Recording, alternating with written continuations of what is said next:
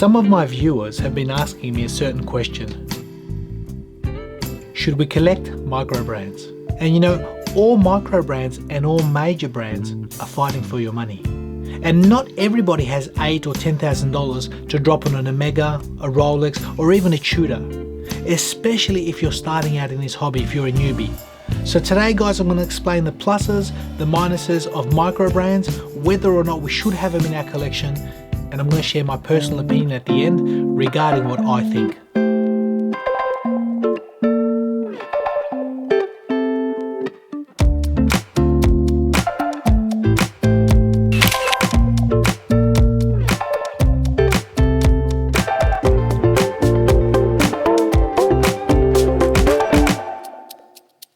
Welcome back, guys. So the $64,000 question, should we collect microbrands? Should we be buying these and collecting them? And look, there's a lot of positives, there's a lot of negatives, and a lot of people just buy brand names, whether it's a Seiko, whether it's a Rolex, a Tudor, an Omega.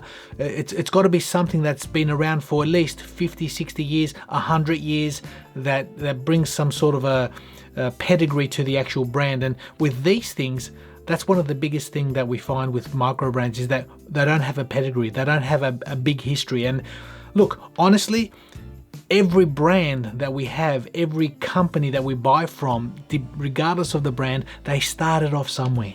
They all started off somewhere. Whether it's 150 years ago, whether it's 50, like Zin. Zin is a 60-year-old brand. I have a Zin watch. I love Zin watches, and they're only 60 years old. And in the world of horology, that's not very long, but they're offering fantastic products. And today we've got companies like Zalos, companies like Spinnaker, companies like RZE. They, a lot of them are 3-4 years old. They might be a year old. It doesn't matter, but they're bringing products that offer a lot better value for money than what the major brands are offering. And that's why people are flocking to these. But let me give you guys the pluses. Let me give you guys the minuses of what I think about microbrands and whether or not we should be collecting them. Firstly, the pluses: value for money. When it comes to microbrands, they offer so much more than a major brand. You can pick up a watch that's possibly titanium, sapphire, ceramic bezel, a nice, whether it's a Swiss movement, an ETA based, or whether it's a Miyota high beat, they're great value for money. The bracelets are great. They offer on-the-fly adjustment clasps, value, value, value. And this is one thing that a lot of people, a lot of my viewers, even you guys, keep coming back to me and saying, gee, you just can't go past the value. And that's the main reason, the main biggest reason why people are drawn to microbrands. Number two, movements. They offer decent, reliable movement, and the most important factor when it comes to these things, they're easily serviceable. You see, whether you got an NH35 Seiko Instruments or a Miyota or even an ETA based movement in some of these brands, they're very easy and very cost effective when it comes to servicing, and that's a big draw card. Another positive that I find in microbrands, that many of these microbrands are offering limited quantity or limited output to the amount of pieces they actually offer to the public. They might offer 300 pieces or 500 pieces, for argument's sake, and that's actually a good thing. That's actually a good thing. And the reason I say that is because if you've got 300 particular items of a model, a watch, I live in Australia, we live on an island here, and the probability of me bumping into somebody else that's got a Zalos like this, the Mako titanium in this colorway and so forth, it's pretty limited. It's pretty limited. So, and some of the comments that I get from my viewers, you guys, I've actually read them over time. People who have decent watches in their collections, from Omega Speedmasters, Moon watches, Rolex Submariners, Tudors. Some are sporting even APs or Jaeger-LeCoultre, fantastic watches, and yet they still have 1 or 2 microbrands in their collection, and for a reason.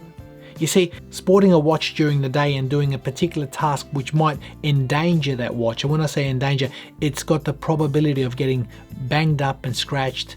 It's a lot easier to damage a $300 or $400 watch than it is to damage a $5,000 or $10,000 watch. It's simple as that. And this is the comments I'm getting from you guys. You're telling me, Pete, I've got my Moon watch or I've got my Submariner, and you know what, when I go to work and when I do this and that task, I wear this microbrand or that microbrand because it's a lot easier to stomach when you see the thing get dented or scratched. So that's a no-brainer. Now, the minuses of micro brands, like I said, there is no history, there is no pedigree. They're pretty much startup companies, whether it's several years old, whether it's a year old, 2, 5, they're pretty much new companies that we put our trust in them. But every company started out somewhere, whether it's 100 plus years, whether it's 50, 60 years, they all started somewhere. And I suppose if you can start to see these micro brands producing their own unique designs, unique cases, they've got their own manufacturing team, then you know they're in it for the long haul, which is a good thing. The second negative I can see is that there's pretty much no try before you buy. In other words, when it comes to a major brand, you can walk into an authorized dealer and try on that Omega. You can try on that Tudor, see what it looks like on your wrist, that Longines. You might walk away and say, you know what, I'll walk away and I'll think about it, but at least you get to put it on the wrist and see what it feels like. Obviously pre-COVID and restrictions, at the moment I haven't been able to get out of my house for 2.5 months, but that's a different story. I'm living in a prison called Australia. Let's move on. But when it comes to micro brands, you pretty much can't try on before you buy. You have to buy by blind faith, and that could present a negative to a lot of people. But the fact that there are reviewers out there like myself, YouTube, people that write articles on these watches is a great thing, because you get to get around their opinion, around the sort of gauge of what these watches are like, and you can make your decision based upon knowledge. Another negative that I can find with micro brands is warranty.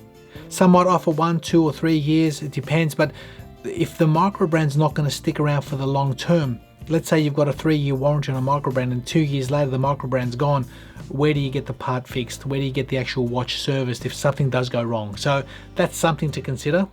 But the fact that they offer relatively easy to service movements, it's pretty much inexpensive if something were to go wrong. It's not an in-house, you don't have very complicated movements in here, so that does present a cost saving factor in the long term as well. Yet another negative of micro brands is the majority of micro brands source their parts from the same general factories, the same places in Asia. Whether it's cases, whether it's bracelets, whether it's crystals, movements. So there's not a great deal of variety when it comes to that, but when they do offer something a little bit more unique, something a little bit more of their own style, that's nice. That's good to see. Another negative is resale value. Let's say you purchase a micro brand and all of a sudden 6 months, a year later, you don't want it, you have to put it on for sale. How much money would you get for that watch? If you outlaid $400 or $500, would you reckon you'd get 60, 70% back? It depends. I've seen a lot of micro brands go for literally nothing on the secondary market, but I've also seen micro brands, certain particular brands, go for almost double what their asking price when they were new. So I suppose it all comes down to the type of watch, the type of micro brand you buy, and it's the consumer demand. If it's a limited release, if it's got a cult following, and a lot of these brands are developing certain cult followings. These are the basics of the pluses and minuses, but like I said at the beginning of this video, there is a market for everything these days, guys. For the right market, some of these micro brands are collectible and also sought after. So there is a market for micro brands, but when it comes to watch collecting and hobbyists, enthusiasts, look, a serious watch collector, they won't touch micro brands. Ideally, they won't even look at them. They won't even get a second look. But with an enthusiast, with someone who's spending $5,000 on a watch here, $10,000 on a watch there, another $3,000 for a watch here, occasionally, you might see a particular micro brand in there because of its value and because of the fact that they'd probably consider this as a beta, something they can easily get away with and using it and scratching it up and not worrying that it's a $5,000 or $10,000 watch that's been scratched. But I also see a problem. Let's say you're a newbie, you're a newcomer to watches, and you've just started collecting and you're thinking, well, look, I really can't afford an $8,000 Omega or a $15,000 Rolex. I can't afford this sort of stuff. So you try to convince yourself that if you end up buying 10 or 20 micro brand watches, you're going to offer better bang for buck. It's going to be good for you. The more the merrier, as they say. But is it better? My question is having 2 or 3 boxes full of micro brands a good thing? Is it going to make you happier as a watch enthusiast or as a collector starting out? You see, the problem is you don't want to open up these boxes one day, have a look down and see 3 or 4 watch boxes full of micro brands that if you were to tally up the amount of money that you spent on all of these watches, it probably far exceeds that $8,000 Omega or that $12,000 or $15,000 Rolex. And you'd say, oh, you know what, I'll sell them. And then you go and try to sell these micro brands, and you really only get a fraction of the money that you initially invested in these watches. So that's a real big trap. That's a real big trap. Personally, I like micro brands, and I'm happy to have 2, possibly even 3 in my collection of dailies. And I say that without hesitation because I like the value they offer. I like the quality. And when I say value, if you look at this, you've got a titanium watch, ceramic, sapphire, Miyota movement, on-the-fly adjustment clasp, wonderful little unit, really nicely spec'd. You can't go wrong. So I'd have that in a heartbeat, day in, day out. I wouldn't have an issue. And I think certain watches, you know that you're going to use them for certain purposes. Why not? Seriously, why not?